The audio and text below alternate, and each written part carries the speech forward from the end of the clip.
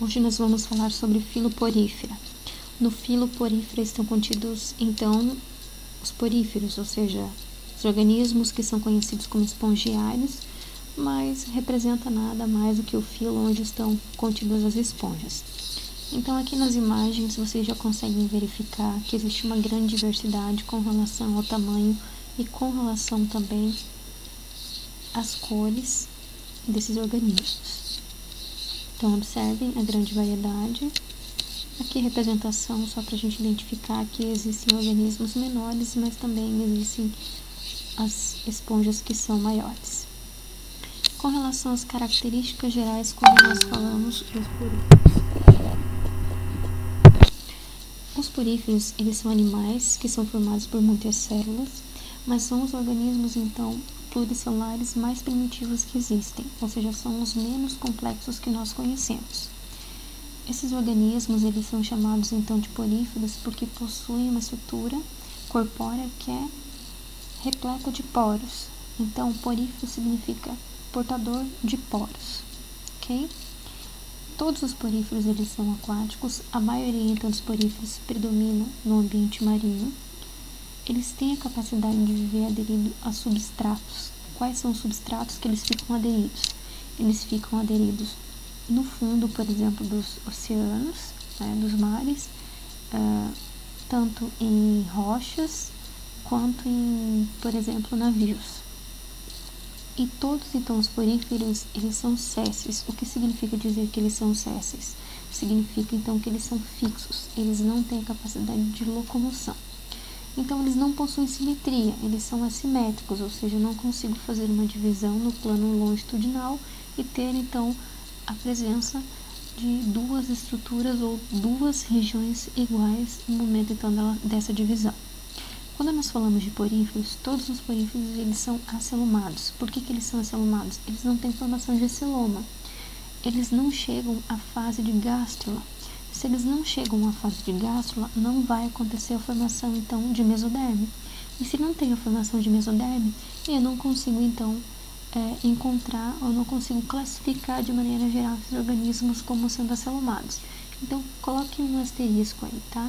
Porque essa é uma característica que ela diverge com relação aos cientistas. Alguns consideram eles como sendo acelumados e outros nem classificam eles como sendo acelumados, porque não vai acontecer a formação, então, da mesoderme. Bom, eles não possuem, então, tecidos verdadeiros, tá? E também não têm uma cavidade digestória. Então, por não possuírem tecidos verdadeiros e não possuírem uma cavidade digestória, eles são classificados como parazoários. O corpo, então, quando a gente fala de poríferos, ele se assemelha a um saco.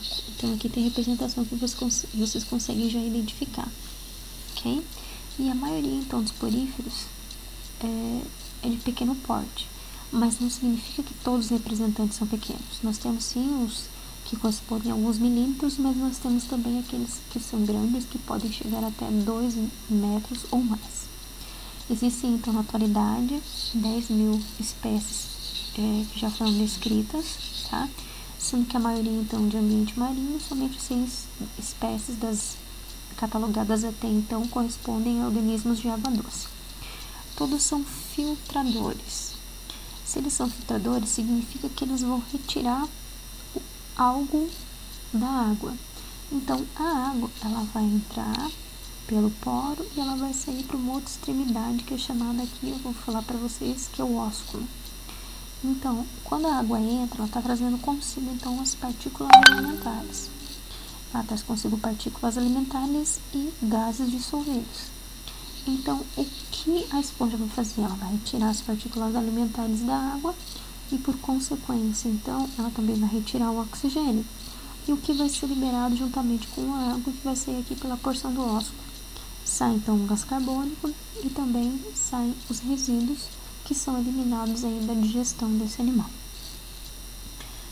Os poríferos, eles são indicadores de poluição, justamente porque é muito difícil de serem encontrados em ambientes onde a água é muito poluída. E uma outra informação bem importante é que os poríferos, eles não possuem sistema nervoso e também não possuem sistema muscular. Então, por isso que eles são classificados como aneuromiálidos. Aneuromiálidos porque aneuro não tem sistema nervoso e miálido porque não tem sistema muscular.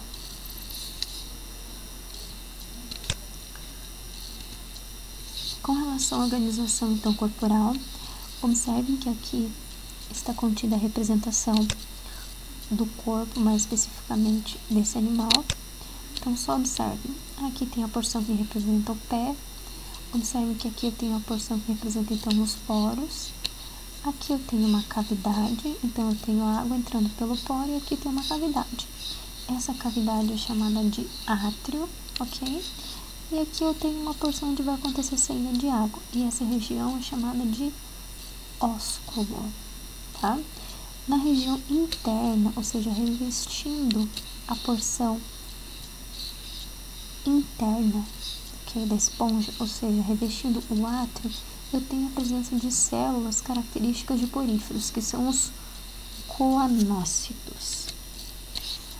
Ok? Então, corpo constituído por uma grande quantidade de poros. Tem a presença, então, do ósculo, que é a estrutura onde vai acontecer a saída de água, ósculo. E tem, então, uma cavidade que representa o interior da esponja, que é chamada de átrio, de cavidade atrial, ou também chamada de espongiocele. É essa porção que está representada. Então, aqui nós temos a representação de uma esponja única, e aqui nós temos a representação, então, de esponjas que são coloniais.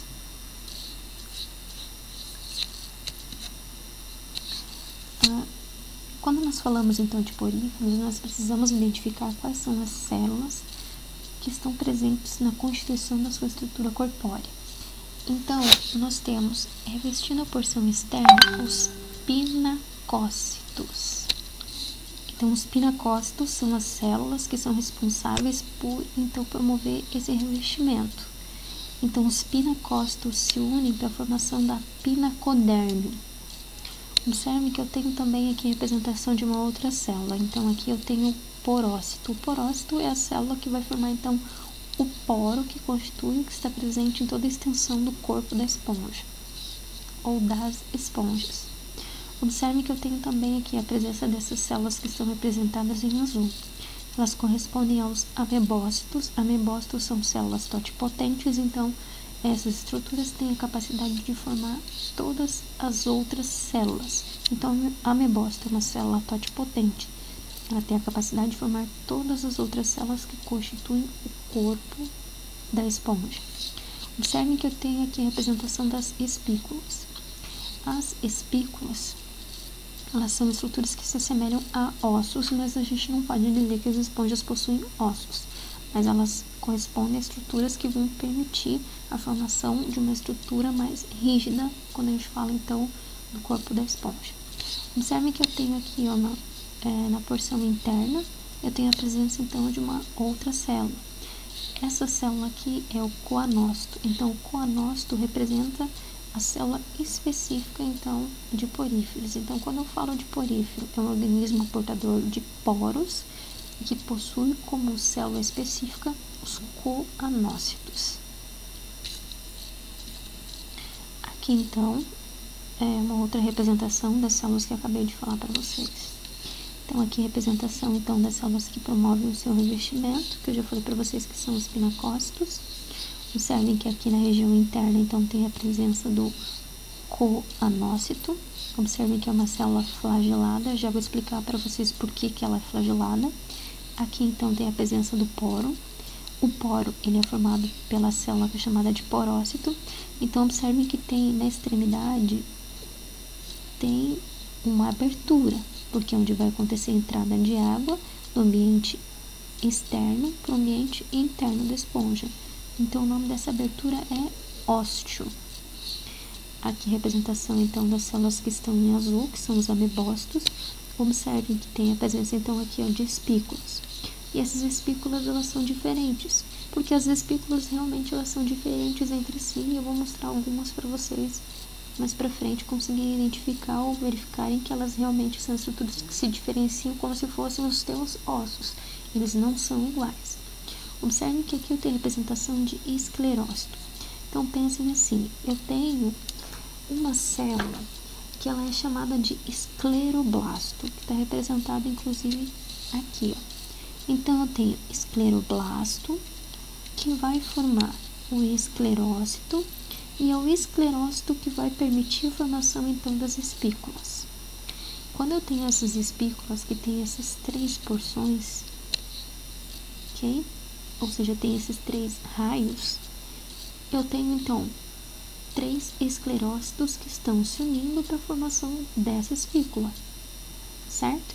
Aqui vocês conseguem perceber que eu tenho a representação, né, de 2 esclerócitos se unindo para a formação, então, dessa estrutura que terá a presença de 2 raios.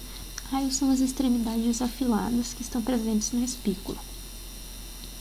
Agora, observem aqui que eu também tenho novamente a presença do coanócito, que eu já falei para vocês, revestindo a porção interna da esponja, ou seja, revestindo o átrio, também chamado de cavidade atrial ou esponja cele, certo?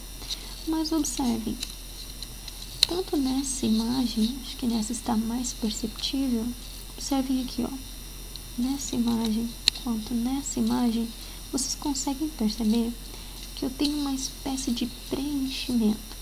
Essa espécie de preenchimento que vocês conseguem visualizar aqui, ó, essa espécie de preenchimento, ela é chamada de mesohilo, tá? Mesohilo, ou também chamado de mesênquima. Então, pensem que nessa porção eu tenho proteína, certo? Ou seja, eu tenho uma matriz proteinácea, porque é uma matriz formada de proteína que tem um aspecto gelatinoso, que vai promover, então, o preenchimento, como se ele funcionasse de maneira semelhante ao seu tecido conjuntivo, tá? Então, equivale como se fosse um tecido conjuntivo, no nosso caso, mas está permitindo, então, a conexão, a união de células aqui para a formação da estrutura da esponja. Chegamos até aqui. Então, aqui só representação para vocês identificarem. Aqui representação, então, dos coanócitos. Observem que o coanócito tem flagelo, tem a porção que representa um colarinho, ok? Tem a presença de vacúolo digestivo. Então, o vacúolo digestivo responsável por promover a digestão. Então, ali dentro tem a presença de enzimas. Então, significa que eu tenho enzimas atuando na digestão. Observem, tem presença de núcleo. E, geralmente, olhem aqui, os amebócitos estão unidos aos coanócitos, porque no processo de digestão, sempre vai começar pelo coanócito. As partículas maiores, que o coanócito não consegue digerir por completo, a digestão, então, ela vai terminar no amebócito. Vou explicar para vocês mais pra frente também. Então, aqui o porócito está representado, só para vocês identificarem quais são, então, as células que são responsáveis pela formação de sua estrutura. Também presença de espículas, então, né, os poros, né, os coanócitos que estão presentes aqui nessa região. Observem a presença, então, dos amebócitos. Aqui a representação, então, do coanócito. Observem, ó, presença de coanócito. Observem aqui a presença de porócito. Revestimento, então, pinacócito, amebócito, células totipotentes, as espículas, que são estruturas que vão auxiliar, então, na formação da estrutura como um todo, como se fossem os ossos, ok? E aqui a presença também de espículas. Lembrando, a porção que corresponde ao preenchimento é chamada de mesohilo, ou chamado de mesênquima, e aqui a porção interna esponjocele, ou átrio, ou cavidade atrial. Então, com relação à função das células que nós acabamos de ver. Quando nós falamos do pinacócito, então, é essa célula que vai promover aqui, ó, a formação da pinacoderme. Então, os pinacócitos vão formar camada externa, ou seja, a camada que vai revestir e, por consequência, vai promover a proteção do animal. Quando nós falamos do porócito, o porócito nada mais é do que a célula que vai formar o poro. E é por meio do poro que a água ela vai entrar até a região da cavidade atrial. Quando eu falo, então, do amebócito, o amebócito está representado aqui embaixo. Amebócito, então, você já sabe, falei que são células totipotentes, mas são células livres. e elas têm a capacidade de formar qualquer outro tipo de célula que constitui o corpo do porífero. Agora, com relação ao coanócito, aqui tem a sua representação. Então, o coanócito é uma célula que tem a presença de flagelo.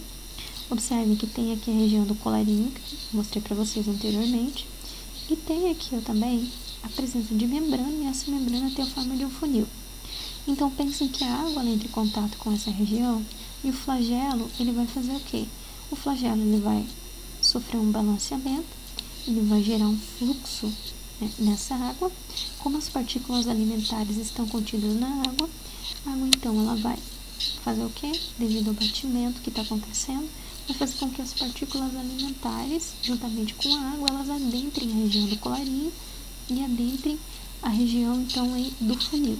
Quando as partículas alimentares, então, elas vão entrando para dentro do coanócito, vai acontecer, por consequência, a formação dos vacúolos digestivos, porque aqui dentro tem a presença, então, de enzimas digestivas. As enzimas digestivas, lembram, estão contidas dentro dos lisossomos, vão promover a quebra das partículas alimentares, ou seja, vai acontecer aqui dentro a fagocitose, ou seja, a digestão das partículas alimentares, ok? Então, o alimento que está aqui contido, ou que foi absorvido, as partículas alimentares, vão sofrer digestão. Se o coanócito conseguir promover toda a digestão, ele vai fazer a transferência dos nutrientes para o amebócito, e o amebócito vai distribuir por todo o corpo do animal.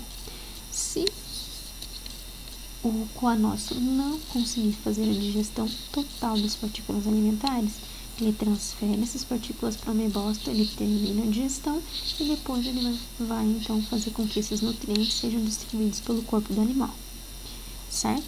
E as partículas então que sobrarem ou que não for utilizado pelo animal. Então, pense que os resíduos, eles vão ser eliminados juntamente com a água, ok? Então, como a digestão, ela está acontecendo dentro da célula, dentro então do coanócito, e por consequência também com auxílio dentro do amebócito, a gente diz que essa digestão, ela é intracelular, porque ela está acontecendo dentro da célula. Então, aqui só a representação do coanócito, para vocês identificarem onde ele está contido, né, a imagem. Então, observem aqui a presença do flagelo, as partículas alimentares entrando em contato, entrando pela região do colarinho. Observem aqui a formação do vacúolo. Então, aqui dentro do vacúolo digestivo vai acontecer a digestão das partículas alimentares. Depois da digestão, então, os nutrientes vão ser transmitidos ou transferidos para toda a estrutura corpórea por meio dos amebócitos. E os resíduos, ou seja, o que não for utilizado, então, como nutriente pelo animal, vai ser eliminado. Ou seja, vai acontecer a eliminação dos restos da digestão na água e, por consequência, a água vai sair pelo ósseo e assim está acontecendo a eliminação dos resíduos da digestão. Agora, com relação à sustentação esquelética de poríferos. Então, existem dois tipos de estruturas esqueléticas nos poríferos. Eles possuem fibras proteicas. Então, as fibras proteicas estão representadas aqui, ó. Observem, aqui estão as fibras proteicas. As fibras proteicas, elas são formadas de espongina. Espongina é uma espécie, então, de proteína que vai formar a fibra proteica, certo? Então, por consequência, as esponjas que possuem espongina na sua constituição, ou seja, as fibras proteicas, elas são classificadas como sendo esponjas orgânicas. Mas também existem esponjas que possuem espículas minerais. As espículas minerais, elas podem ser formadas de sílica e elas podem ser formadas de calcário. Então, aqui só a representação de espículas formadas de sílica, que são chamadas de espículas silicosas. Exemplo, organismos do grupo, então, Hexatinellida. E aqui a presença de espículas formadas de sílica, ou seja, espículas silicosas, que representa, então, o grupo dos Desmosponge.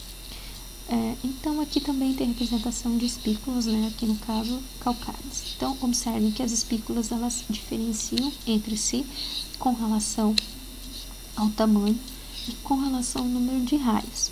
Então, as monoaxonas têm a presença de uma região mais afilada. Então, aqui é a região mais afilada, região mais afilada, região mais afilada.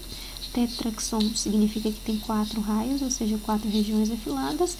Poliaxon tem várias, porções afiladas. Observem triaxonas, que possuem três regiões então afiladas. Aqui então representação fotomitografia de tipos de espículas encontrados então em esponjas de ambiente marinho. Então, conforme eu falei anteriormente para vocês, existem células que vão formar a estrutura corpórea dos poríferos.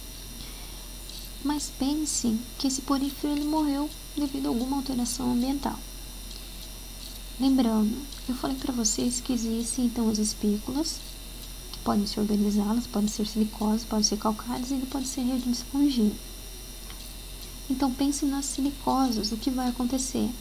Se o animal morreu, todas aquelas células, exceto as espículas, elas serão eliminadas. Mas vocês concordam então que fica ou que permanece o esqueleto. E é esse esqueleto que está formando essas estruturas que estão representadas, ou seja, as espículas que estão formando essas estruturas, ok? Então aqui até coloquei alguns exemplos para vocês conseguirem identificar. E que servem de abrigo para determinados animais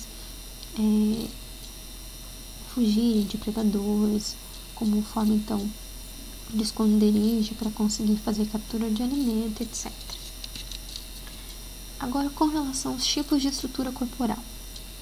Quando a gente fala de tipos de estrutura corporal, as esponjas elas são divididas em asconoide, ciconoide e leuconoide.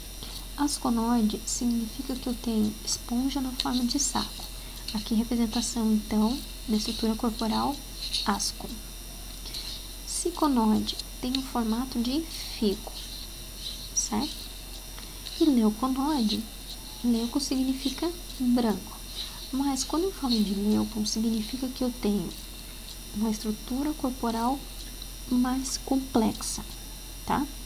Então, é possível perceber que eu tenho asco, estrutura mais simples, síncon já mais complexa do que asco, e eu tenho leuco mais complexa do que síncon e asco. Por que é importante, então, essa diferenciação com relação à estrutura corporal? Porque essa diferenciação ela vai permitir o aumento na superfície de contato com a água. Então, significa que eu vou ter os coanóstolos tendo uma maior superfície de contato com a água. Por consequência, eu tenho uma maior absorção, então, de nutrientes da água. Se eu tenho uma maior absorção de nutrientes, eu consigo ter, então, organismos mais complexos. Então, significa que as esponjas maiores, elas possuem estrutura corporal do tipo leuconoide ou leuco. Bom, agora falando com relação aos tipos de estrutura, então, corporal de esponja. Só lembrando aqui, né, quais são as células que formam, que constituem o corpo de um porífero: coanócito, porócito, pinacócito, memócito e as espículas. Ok, fechamos as células que formam e constituem a estrutura de um porífero. Quando nós falamos, então, da estrutura corpórea conhecida como asco, observe, eu tenho aqui, ó, o que vocês acabaram de ver. Eu tenho ósculo, eu tenho poro, eu tenho a porção, então, onde tem a presença dos coanócitos, eu tenho o pinacócito, então, revestindo, tem a espícula, que vocês já sabem, que são estruturas que vão auxiliar na formação, como se fossem ossos, na constituição da estrutura corpórea. Eu tenho o mesênquima, então, que funciona como se fosse um tecido conjuntivo. Mas quando eu falo, então, aqui eu tenho a região do átrio, esponjocélio, cavidade atrial. Quando eu falo de asco, o que vai acontecer? É uma estrutura mais simples que existe quando a gente fala de esponja. A água ela vai entrar por onde? A água ela vai entrar pela porção do poro, vai passar pela região do átrio. Lembrando que aqui na região do átrio eu tenho revestimento, então, por coanócitos. Então, aqui vai acontecer, no caso, a absorção de partículas alimentares, também vai acontecer a absorção aqui por difusão dos gases, né? Mais especificamente de gás oxigênio. E aqui vai acontecer, então, a saída de água pela região do ósculo. Então, quando eu falo de asco, qual é o caminho percorrido pela água? Poro, átrio, ósculo. Quando eu falo da estrutura do tipo síncon, observe que está acontecendo já uma pequena diferenciação. Eu tenho também a presença das mesmas células, mas aqui eu tenho, ó, por exemplo, a porção representada pelo poro, ok? Eu tenho um canal inalante e eu tenho um canal exalante. Então, eu tenho entrada pelo poro. Esse canal que permite ou que tem contato com o poro é chamado de canal inalante, certo? Observe que eu tenho aqui, ó, os coanócitos já na porção do canal inalante. Agora observe que eu tenho um outro canal que vai permitir então a água entrar em contato com o átrio. Esse que vai permitir o contato da água com o átrio é chamado de canal exalante, certo? Então eu tenho água entrando pelo poro, passando pelo canal inalante, passando pelo canal exalante, passando pelo átrio e saindo pelo ósculo. Observe, eu tenho uma maior superfície de contato da água com os conostos. Então, isso já está facilitando a maior retirada de partículas alimentares e também de gases da água. Agora, quando eu falo de leuco, observe que tem a presença também de poro. Depois eu vou ter já a presença, vocês conseguem perceber? Eu tenho aqui a presença já de canal inalante, certo? Canal inalante. Eu tenho a presença de uma outra estrutura, vocês estão vendo aqui o que se assemelha, por exemplo, à formação de uma circunferência, que está sendo revestida, então, por coanócito.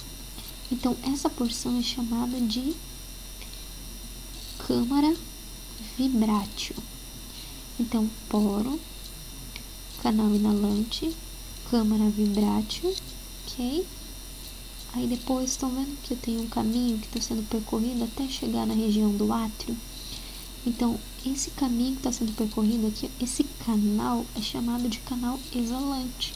Ele vai levar água, então, até a região do átrio para que saia, então, pela região do ósculo.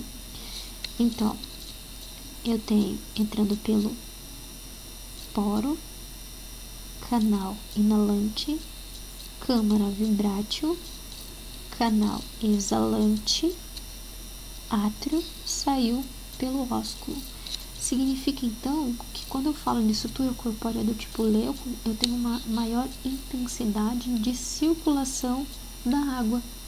Por isso que eu tenho, por consequência, organismos mais complexos que vão conseguir fazer uma maior retirada de água e de gás oxigênio e também de partículas alimentares da água.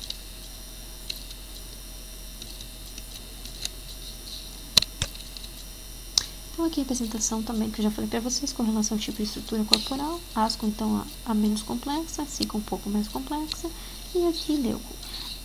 Uma informação bem importante que talvez não tenha ficado perceptível na imagem anterior.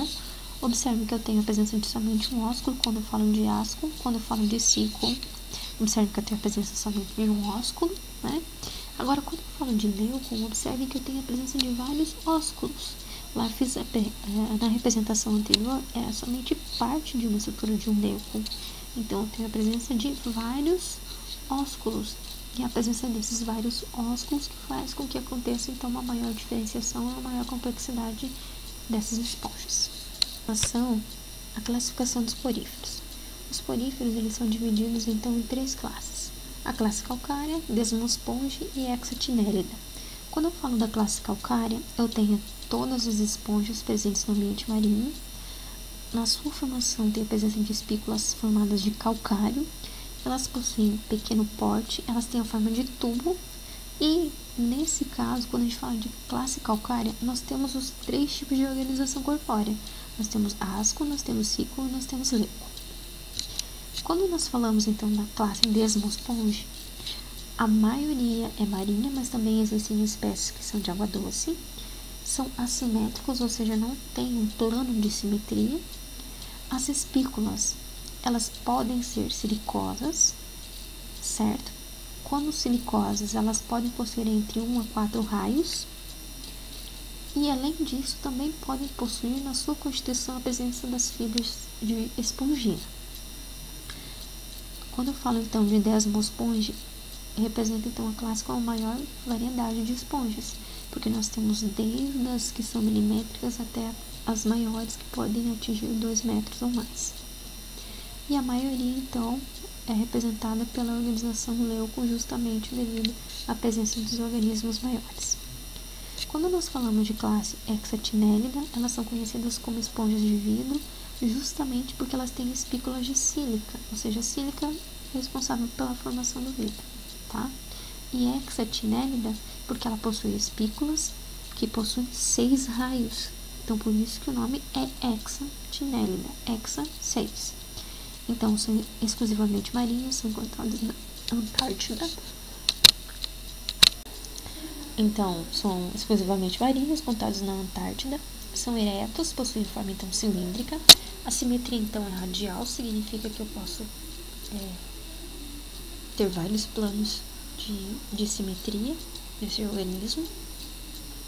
Então, conforme já falei, as espículas elas são silicosas, o tamanho então ele varia entre 10 e 30 centímetros. E vive então em profundidades entre 200 e 1000 metros.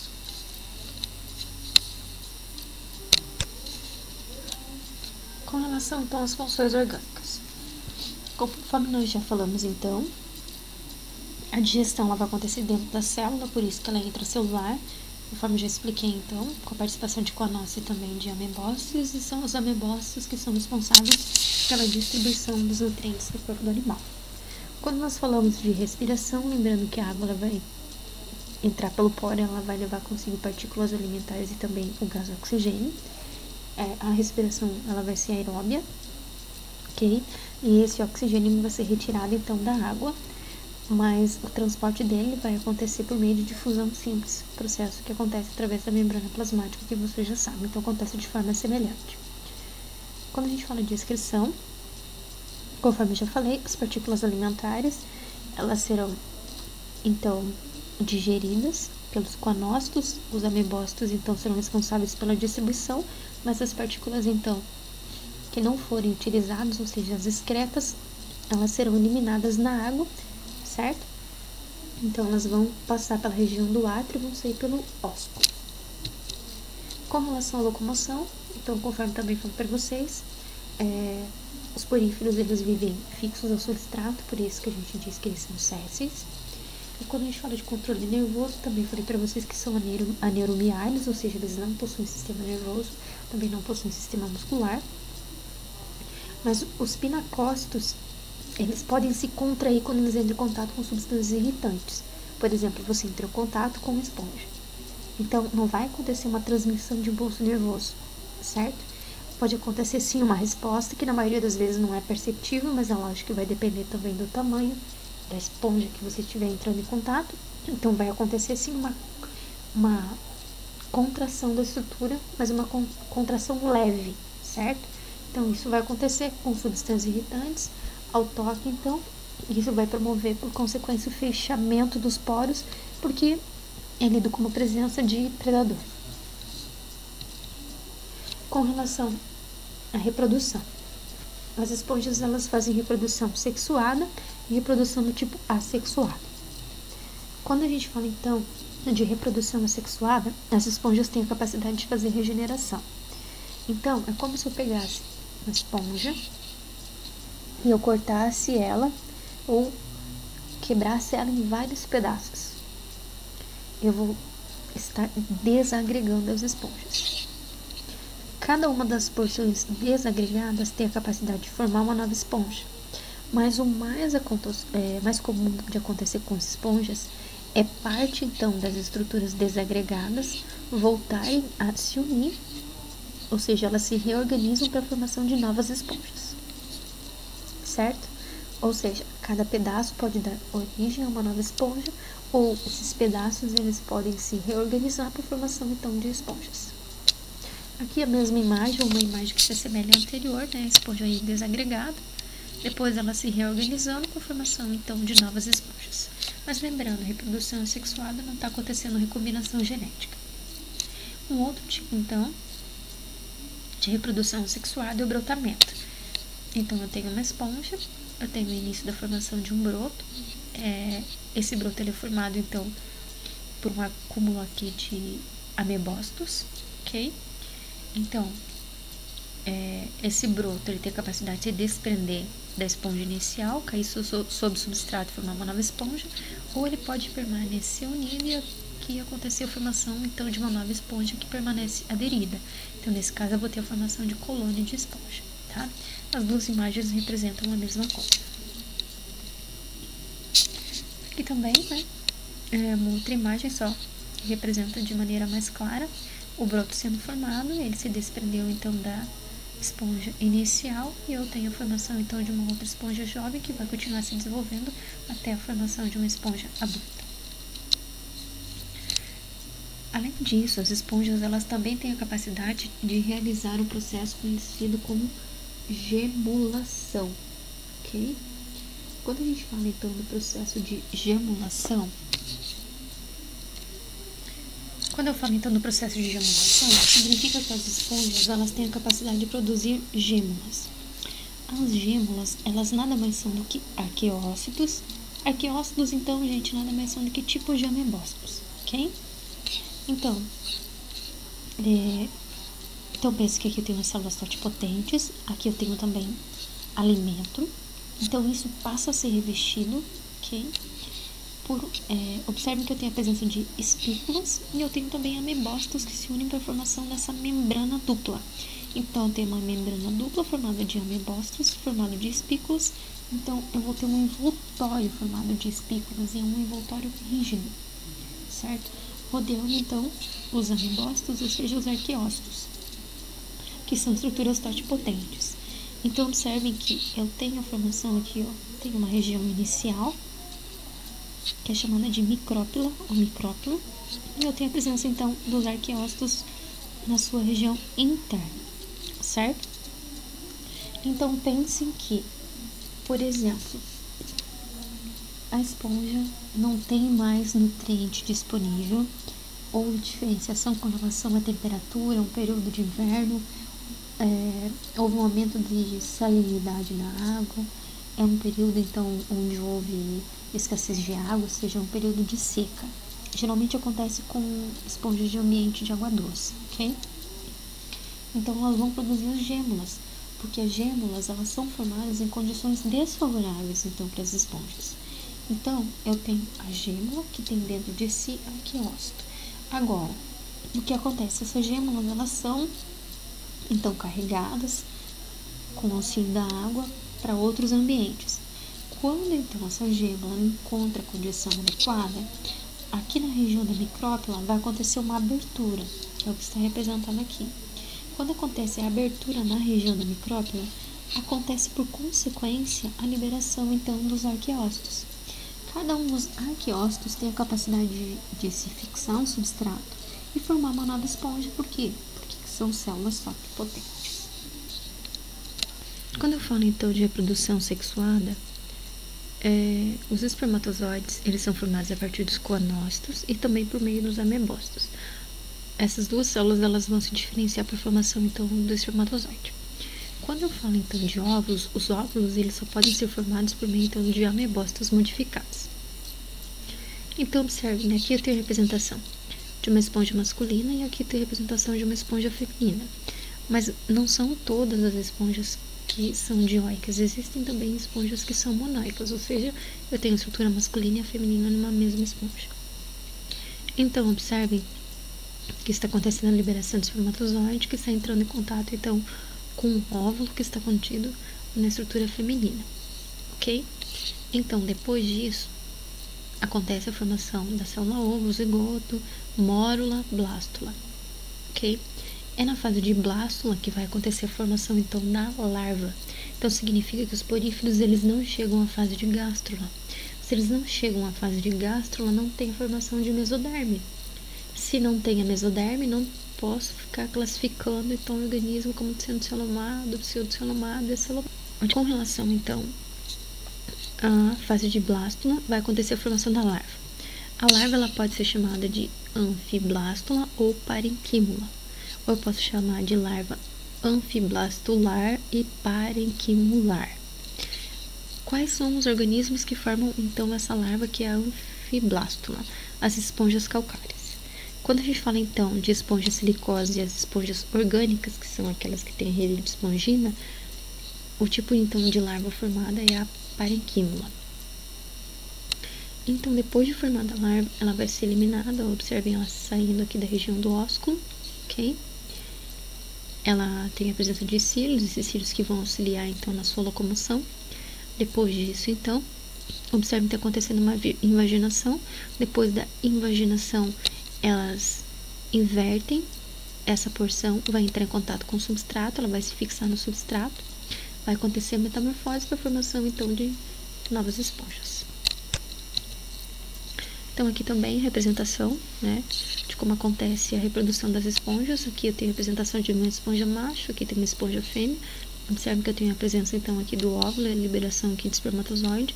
Espermatozoide sendo liberado pela região, então, do ósculo, tudo bem?